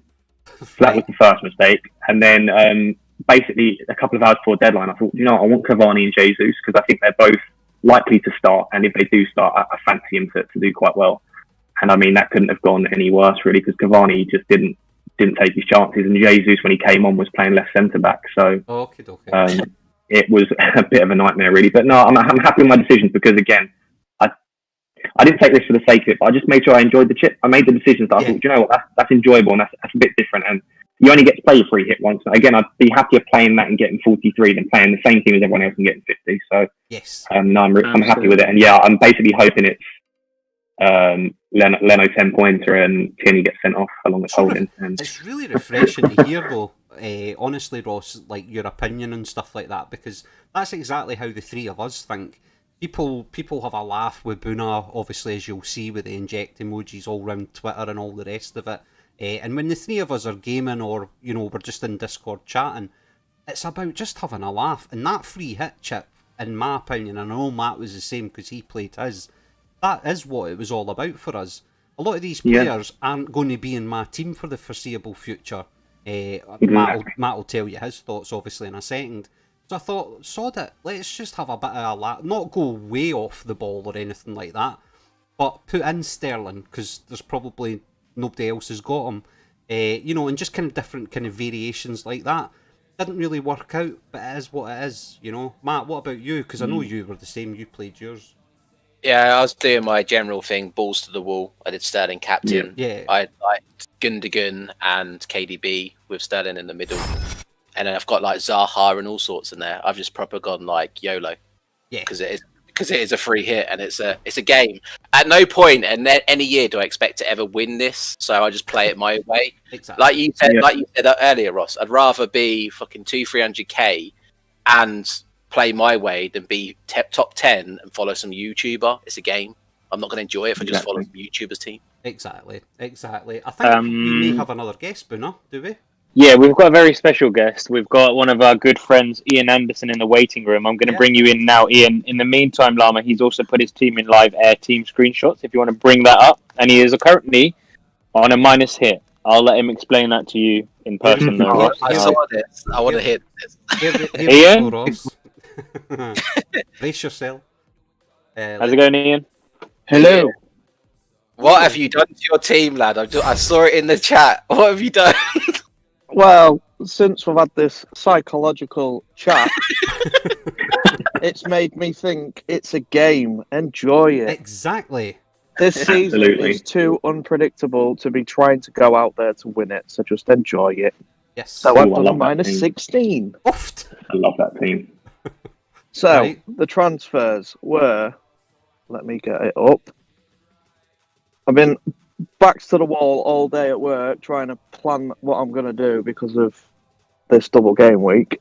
And I was in the mindset of not doing the bench boost, but now I've changed my mind because I've spent so many points over the last few weeks setting it up that it seems daft not to. And like a certain other podcast with Late Risers said, it's a weight I can get rid of, so I want a bench boost.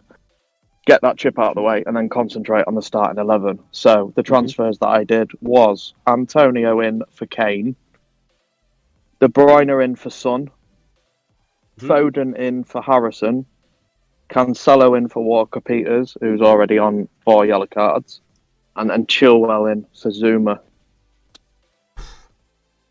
Ross, I'll let you Love dive it. in first. Yep, I love it. I think I'm in a similar position. I waited to play my blinking wildcard for 16 game weeks, and it's all gone to shit. And I just thought, you know what, I want to play my. Last night I was discussing it. I want to play my bench boost. You know, I want to enjoy the game and I want to have fun. And if I have to take a -8 or a -12 to get there, yeah, my bench might not even score that many points, but the chips are there to try and kind of optimize, but also for a bit of fun. I think that's why the game's there. But the chips are there to try and have a different game week. And I don't think there's anything wrong with playing a bench boost for single game week players, and I don't think there's anything wrong with taking a big hit for a bench boost. And I look at that team and I love everything about it. I like the Foden punt. I mean, I've got Chilwell and Cancelo myself. I think you've got every single basis covered there, and even with the 16 hit, with a bench boost, all those doublers, I can't see a way in which that won't go well for you. So I really hope it does. But no, I love it. I think take the hits, have fun, and I don't think be silly with it. But if it helps you enjoy the game, and I think when you enjoy the game, you tend to play better. You'll spend more time invested in the game if you're enjoying it, and you'll probably make better decisions if you're enjoying the game. So it's not just to make you feel better; it also does help. So I don't know what the question was, but I love your team. No, perfect. Yeah. Thanks very much for that, Ian. Sorry. Yeah, no worries. Yeah, no, I did have a slight question, and it was based obviously on the punt with Foden on minutes. Do you think that's wise, or do we just go with it? I don't think he'll start both games, but we just don't know. But Foden is in such good form that I'd be surprised if Pep benches him 2 games in a row. I mean, he said it. He's in brilliant form. He's got the fitness. He's young. He could easily start 2, and I'd be shocked if he doesn't start 1. And I could see him getting 30 minutes in the second off the bench or 20 minutes. So Foden for kind of 110 to 180 minutes potentially against 2 average-ish side. I mean, Aston Villa are playing quite well at home. I think it's a good punt. I think he's probably around that price bracket. If you're willing to punt for it, it's probably the best option.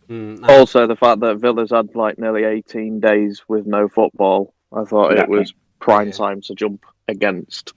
So thank you for that anyway, lads. I think the other thing, Ian, as well with Foden, and I didn't know this until the commentator said it the other night there, that Foden, even when he's not involved, he is coming, like when he does come on, I should say, like whether it's for 10 minutes, 15 minutes, an hour, he starts a game, he's had an impact. So it doesn't matter if he's coming on for 10 minutes. He's coming on Yep. and he's ending up scoring or assisting in those 10 minutes. So it's almost like you're going to get something out of him because he's that type of player. Sorry, Matt. So he's come on 3 times for, let's say, more than 5 minutes, and he's returned in those three appearances, tally up about 86 minutes, about that 86 minutes across those 3 cameos, and he's returned 1 goal, 1 assist in that, which isn't bad. Yeah. So I would take some confidence from that. Oh, definitely. Yeah. No, thanks very much for that, Ian, and hope you're doing well, pal. Yeah, not too bad. All right, I'll catch you soon. No, take care of yourself, Ian. No problem. Take it easy. Take it easy. So, as we wind things up, because I've actually just looked at the wee watch that's sitting right in front of me, and I can't believe that that's the actual time. It's just flown in, and Ross, I know we will thank you once again anyway, but honestly, the insights that you've given us this evening, certainly from my perspective, I'm sure Boona and Matt are the same, but they'll let you know anyway. Oh, yeah. And from the chat's perspective, I don't mean to answer on every single one of their behalfs, but honestly, what an eye-opener it's been, so obviously thank you very much for that. What do you think then? We'll just take a couple of more questions and then wrap it up at that, boys? Yeah. Yeah, maybe we can just talk about my non-free hit team. But yeah, 52 points. Listen, not too bad. Actually, here, have your 5 minutes, because you did. No, honestly though, pal, you tore into Matt and I yesterday for playing free hitting or for free hitting, and it being absolute shite. And then you went out with how many players? 7 or 8? 7? 10. 6? No, Or did you end up with 10? Not a free hit, and you're like 20 odd points ahead of us. So no, you deserve it. You deserve it. Thank you, man. No, just enjoy it this week because you're going to get pumped in the next game week. So I don't know. My team doesn't actually look too bad. I mean, I won't be bench boosting. But actually, I just I'll just go over my quick transfer decisions for the weekend, like you've done regarding your Son decision. And Matt, if you've got something as well that you're thinking about, actually, you've already taken a -8, so maybe you could reveal that to Raptor and get his thoughts on that as well. But no, I wasn't trying to be rude or anything. Now, genuinely, if you wanted to discuss it, it's absolutely fine. It is what it is. But in terms of my team at the moment, I'm going to be fielding 3 non-doublers, and they would be Son, Kane, and Reguilon, Ross. But the decision I haven't got Salah in my team. Now, I don't know what your thoughts are on that, whether you think that's quite a dangerous strategy, whether you think I need to bring him in. Personally, I'm not too scared. He's got Spurs after as well, which isn't the easiest of fixtures. I'm not saying he won't score. But my thinking is getting rid of one of Maguire, who's on 4 yellow cards, has a tricky fixture in which he could get carded against Liverpool, similar to what Alama was saying regarding Bruno, or getting rid of Reguilon for Cresswell or Soufal for a free transfer without taking a hit. I'd definitely do one of those. I think West Ham are quite capable of keeping a double clean there. I'd probably, if you have the money, Cresswell's great because he can just twat a free kick in from 40 yards, can't he? Whereas Koufal's relying on some sort of crossing situation. But I think that whereas with Bruno, there's a huge possible punishment of risking him getting booked in the Liverpool game and as such taking him out. If you take Maguire out and he doesn't get booked in the Liverpool game, unless he scores in the Fulham game, you're probably losing between 6 and 8 points, which I don't think is a massive amount, and I'm not expecting him to keep Liverpool out. Reguilon, I like, but I just always feel like in the kind of easier games, I just feel like he could bring Ben Davies in at left back. That's what I'm thinking as well, and I'm actually leaning towards getting rid of Reguilon because of that. I don't know which way all of you guys would kind of go. And the same question to chat as well. If you were to drop one of the two out of Maguire and Reguilon to bring in, most likely Cresswell, which one would it be? So yeah, if you were to choose, Ross, which way would it go? I would say Reguilon for Cresswell, Reguilon for Koufal, Maguire for Cresswell in that order. So my number one would be Reguilon for Cresswell. Okay. Yeah, and that's what Escapades has said as well, Boona, with regards to that move. Got a question here from a good friend of the show, Davey. Do you ever... what is he saying? Do you ever crystallise your FPL transfers in advance before anyone influences your decisions? And that's coming from a Scotsman that doesn't even know what he's saying. So I take it, is it set in stone before you know, I don't know. Yeah, probably. Yeah. Yeah. Well, the answer to that is I would never set in stone, but I find quite a useful technique is basically, I'd call it like an FPL diary of sorts. On a Monday morning, at the end of the game week, before you start digesting all of the podcasts and reviews, write down what your initial thoughts are and why you're thinking that way. So if you're thinking that, right, this week I'd like to take a -1, I'd like to bench boost, write that down and write down the thought process behind that. Because then come Friday, if you've been convinced by a streamer or by something on Twitter that you shouldn't, you can then compare that and say, well, why was my original thought that I should?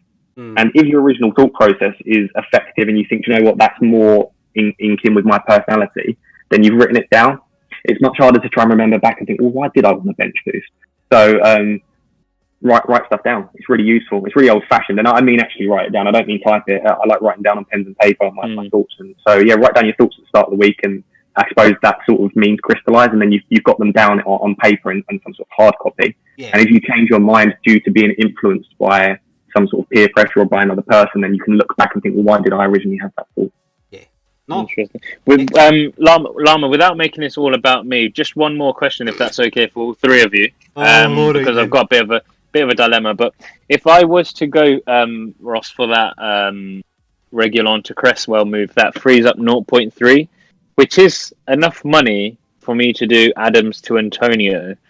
Would you do that move? And I'd have to bench Maguire, Souček, or Mount. Would you do that and bench Maguire, or is that risky? No, I wouldn't do that then. No, I'd probably avoid that. I mean, I love the Antonio punt, and I'll probably be taking it, but I think Maguire could quite easily keep it clean against Fulham. He's got a goal in him, and to take a -4, I just think you're starting to play with fire there a little bit. So I'd probably avoid. But if you made that move on Twitter, and I looked, I wouldn't go, "Oh, that's a stupid move." I quite like that. It's quite ballsy, but I think the sensible thing to do is probably avoid making that move. I asked the question on Twitter. Boona, dude. You got to do it. Well, I'd do it. Yeah, I asked the poll on Twitter, and buying and playing Antonio for a -4 and benching Maguire was the favoured option. 70%, in fact, said go that route. I was actually quite surprised because I know FPL Twitter seems to be quite hit adverse. So maybe they just want to see me fail. Maybe. Well, maybe it wouldn't surprise me with Twitter. I don't know if you see what Bad News Polly put in the chat that seemingly this is, and just pinch of salt it, obviously, just pinch of salt it. There was news earlier from West Ham that put doubt in a lot of people's minds about Antonio, that apparently a young lad that they got from Man United could be starting up front. No. So I'm pinch of salt in it because I've already brought in Antonio. Oh, he's been sprinkling the bad news out today, isn't he? I don't believe that for a second. I think if you read the actual transcript, like what was said, it sounds like he's tempted to possibly, and he didn't even say definitely, will bring him into the frame. There was nothing at any point of him starting. He just said that he might make his debut, which means that he could possibly come off maybe in like the 80th minute or 70th minute for Antonio. Yeah, and then I don't expect him to make his debut appearance off the bench and then suddenly a few days later start a Premier League game. And considering they need points, I personally think he could take a few minutes off Antonio, but I wouldn't expect him to suddenly start ahead of Antonio when Antonio's been training really well. So I'm personally not too worried about that. Perfect. Neither am I. Paulie said in chat. He goes, Ben Dinnery has just said that his doubts that Vardy will start both games in the doubles. Oh. Bad news, Paulie strikes again. Just keeps coming. Well, do you want to just take one more question then from the chat, and then we'll just wrap things up, boys? Yeah. Well, let me just quickly go through the questions that were actually posted to us, because there were one or two other ones that we didn't go through, and I think that's probably courtesy to just make sure that we get those ones done before anything else. So, question from Alex Olsen 77. We'll really quickly go through these, Ross. I will most likely be selling KWP, your best friend and soulmate, and Norris for Chilwell and De Gea for -4. Question is Wilson to Antonio worth an additional -4? I do wonder if you saw this before the Wilson double game week was announced. But in isolation, if it was after that, and Alex Olsen is listening back And that question still stands. Would you do Wilson to Antonio for an additional -4? No. No. Okay, there's your answer, Alex.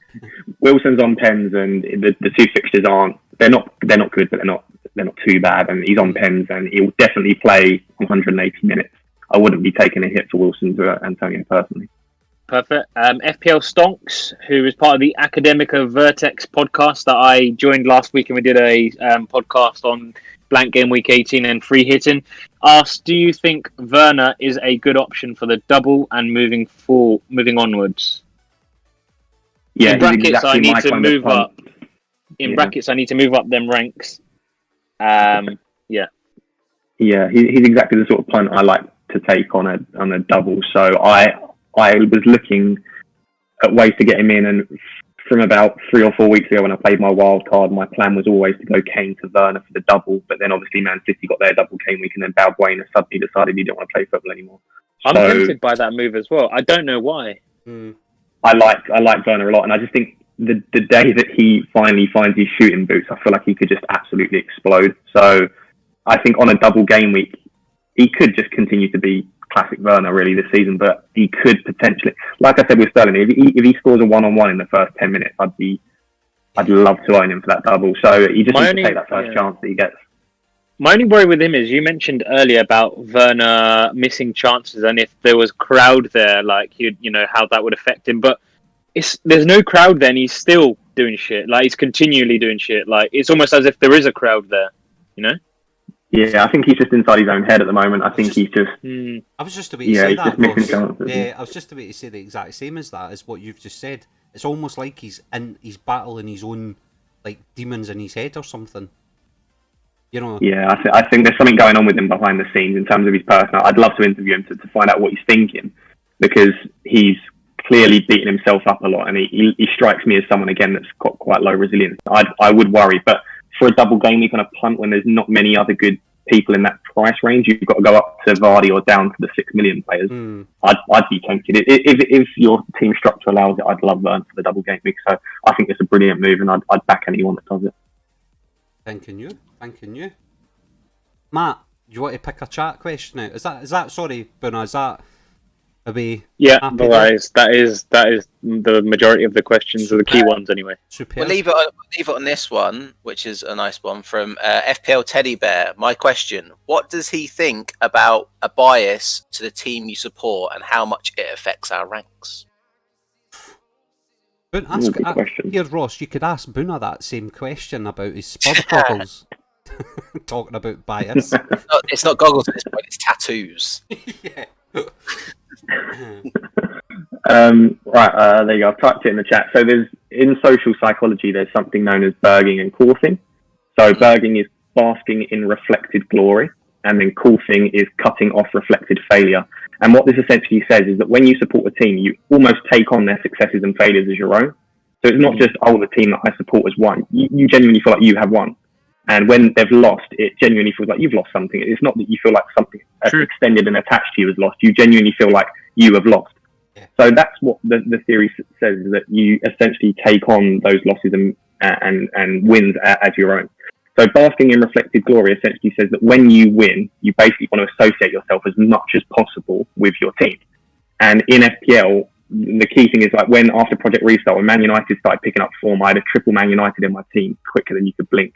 And it's because I wanted to not only associate myself with the positives of us winning, but also with the positives of my FPL assets doing good, and I support the team. It's almost like a win-win-win situation.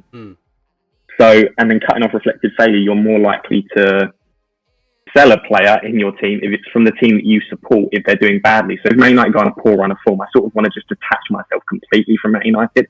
I don't want the assets. I want to pretend I don't support them. So again, you're cutting off any failure that is reflected upon yourself. Yeah. So to quickly answer that question, so I think essentially what it will do is it will make you make more extreme decisions either way. When your team is winning that you support, you're going to more likely captain the players from your team, and you're more likely to want to bring those players into your team.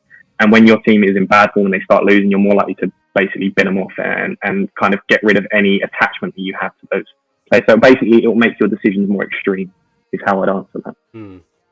Perfect. What a question to finish it off with. Yeah, exactly. I think we have to just like stop at that. Because to be honest, we could have went on the rest of the evening, Ross.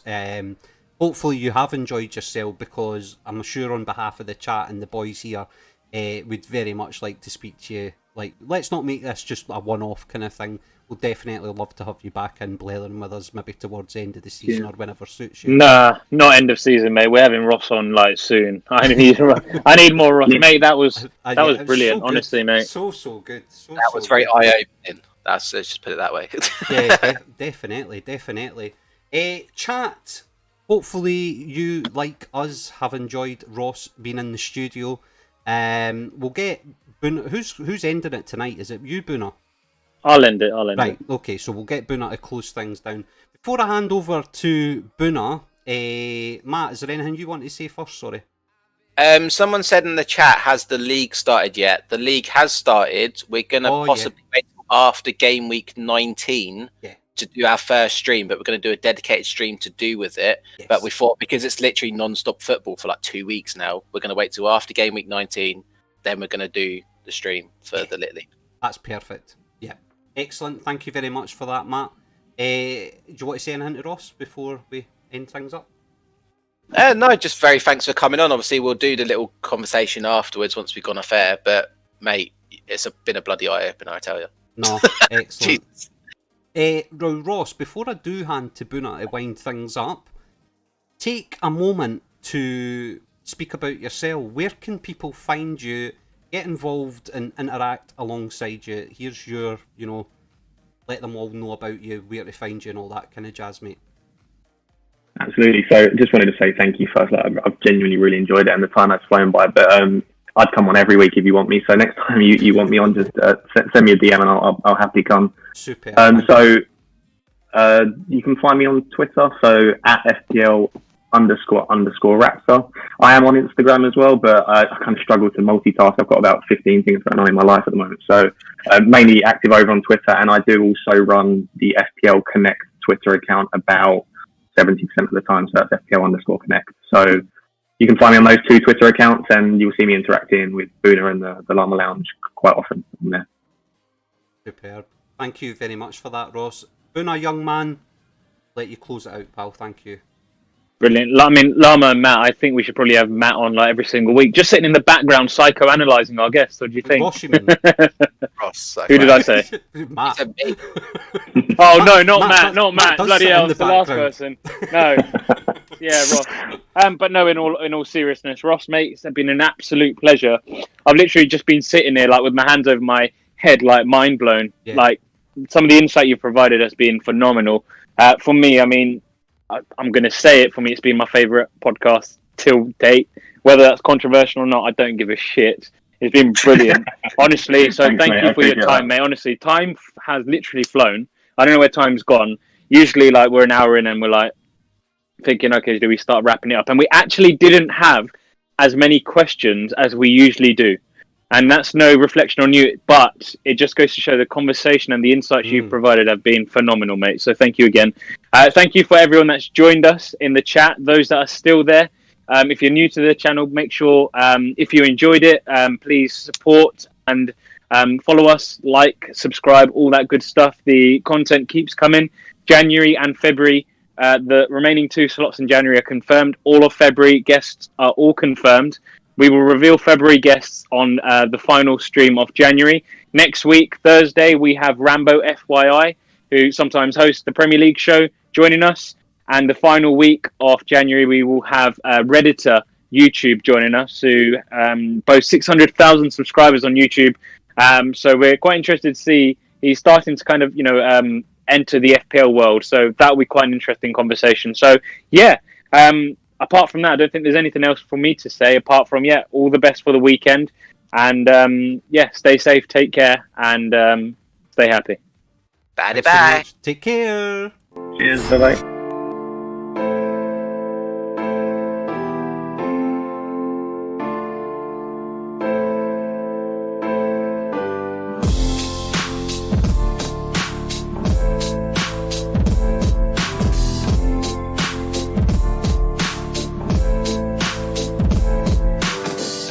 wish I found some better sounds no one's ever heard. I wish I had a better voice to sing some better words. I wish I found some chords in an order that is new. I wish I didn't have to rhyme every time I sang. I was told when I get older all my fears would shrink, but now I'm insecure and I care what people think. Blurry face and I